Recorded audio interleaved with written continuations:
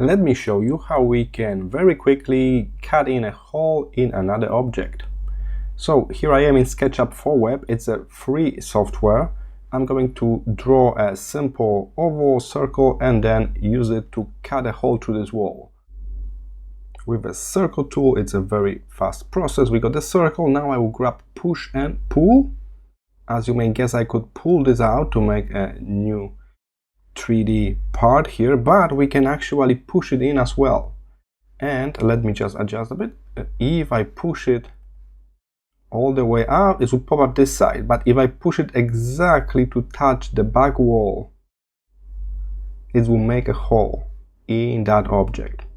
So again, click one time on it, and then it should snap at some point to that black back wall. Even we cannot see it, it will snap to it.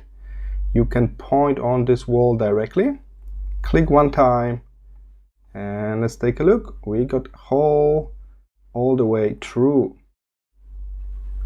Okay, let me just undo and do it once more from different angle.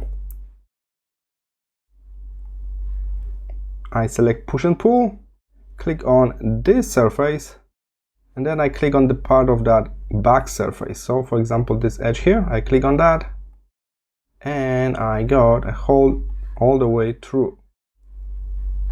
Alright, so that's how you can very quickly punch a hole through a 3D object in SketchUp 3D. I hope this was helpful. See you in the next one.